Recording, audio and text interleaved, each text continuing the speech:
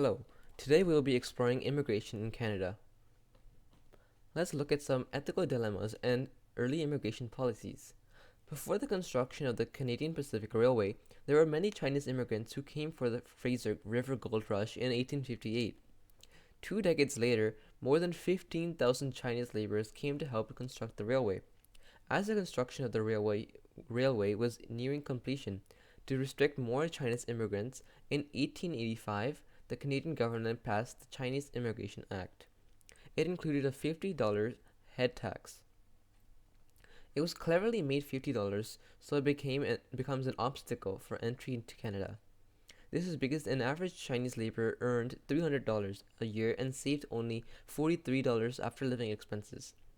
By 1902, Chinese immigration had still not slowed down, so the government doubled the head tax to $100. This once again failed to do anything.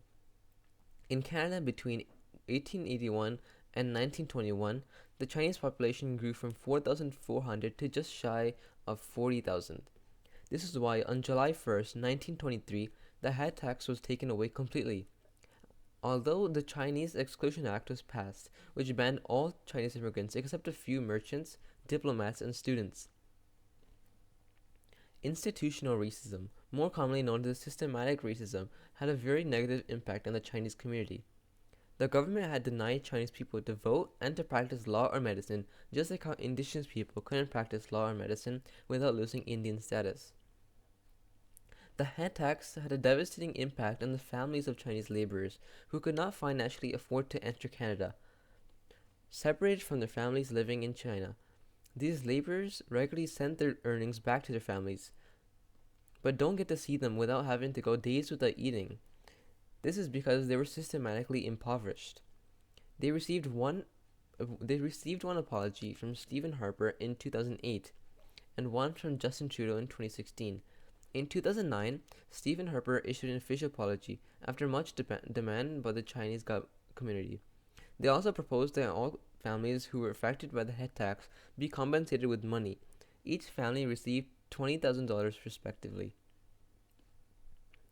Anti-Asian lobbies in Canada had opposed Chinese and Japanese immigration, and they have even opposed Punjabi and other South Asian immigrants. In 1908, Canada stopped immigration from India to keep out the South Asians in Canada.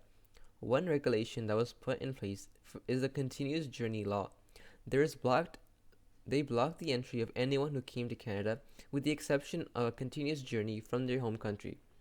Another regulation encouraged Canadian immigration officers to decline entry into Canada to any Asian who came with less than $200, which back then was a lot.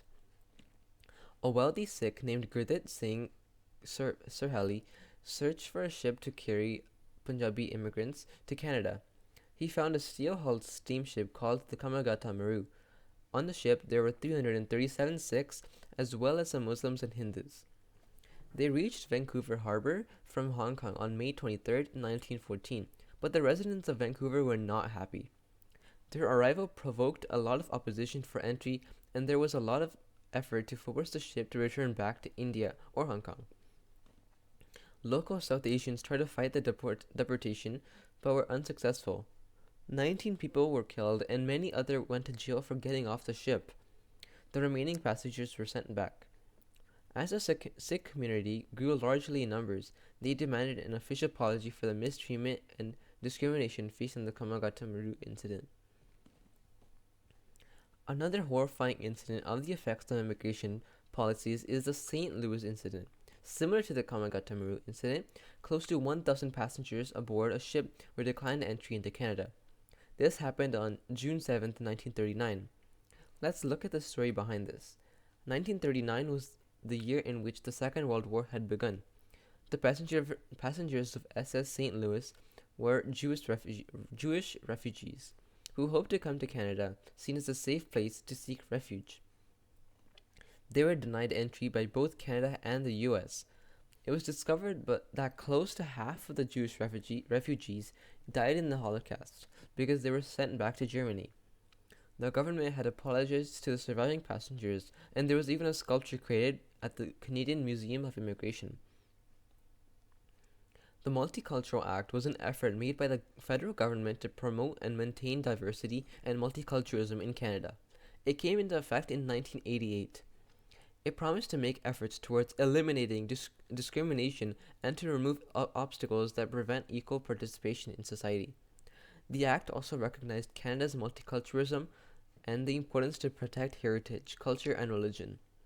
Around the time of this act, a large majority of Indigenous schools had closed.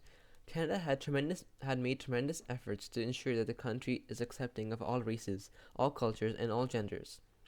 This act was revolutionary at the time, as it was the first of its kind, but it was also revolutionary for the citizens of Canada. It was the final stretch Canada was required to make to achieve full equality. There was absolutely zero sign of systematic racism, discrimination, or marginalization. Everyone had the right to vote, even women, and everyone had the same laws. The act improved the quality of life for Black, Indigenous, Asian, and South Asian communities, as well as people of color in general. It made Canada a very appealing country to immigrate to. Increased immigration boosts the working age population, which in turn can result to more skill sets arriving in Canada. When allowing immigrants into Canada, the government looked for people who aren't poor, have a good education, have specific skills, or are willing to work as a laborer. The higher the population, the greater the economy can become, because more money is being earned. More money being earned equals more money being spent into the economy.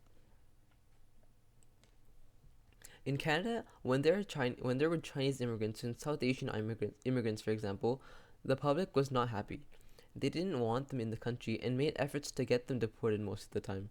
It was hard for them to get jobs that weren't labor jobs because they were seen as the last pick, as the last resort. A good example of a last resort was in World War I when Sikhs, Chinese, Japanese, Indigenous, and Black people tried to enlist in the war to contribute to the war effort. They had declined enlistment until around 1916 when Canadian forces were diminishing, and Canada was in desperate need of manpower. The last resort was picked.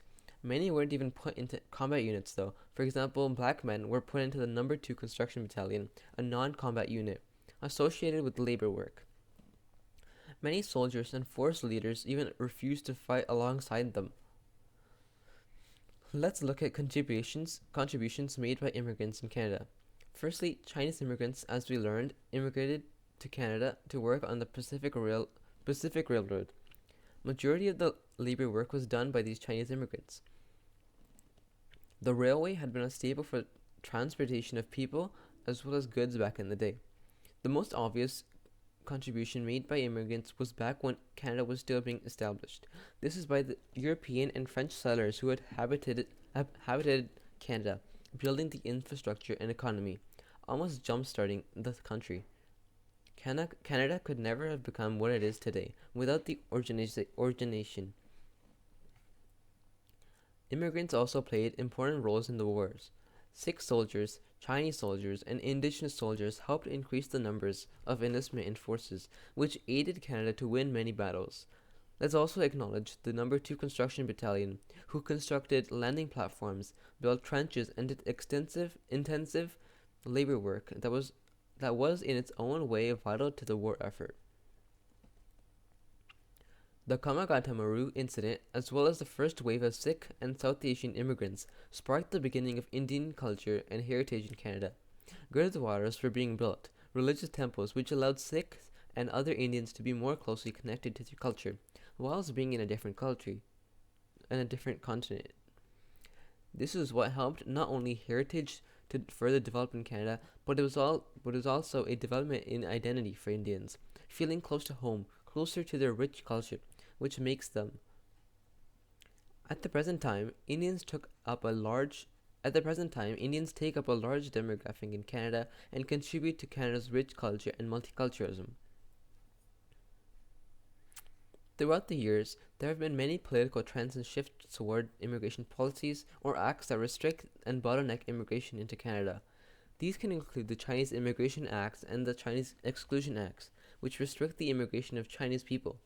Why would a country want to restrict immigration, even though immigration is a great upside for countries? This mostly has to do with the society. Just as European settlers wanted to assimilate indigenous people into Euro Canadian culture, the public does not appreciate anyone who isn't white or European or doesn't practice the same religion. In their own way, they wanted equality in their own wicked way. This is why there have been many policies that limit the immigration of certain people. Marginalization. Even during the Kamigata Maru, the locals in Vancouver protested for the ship to return back and brought the attention of the government.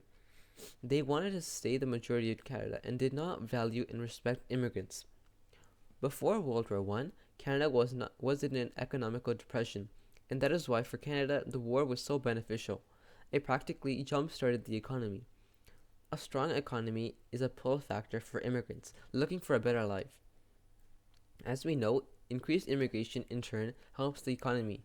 The highest number of immigrants ever recorded in Canada was 400,000. That was in 1913, just a year before World War One, and immigration continued to spike to relatively high numbers even after the war. These wars economically impacted immigrants and brought more immigrants into the country.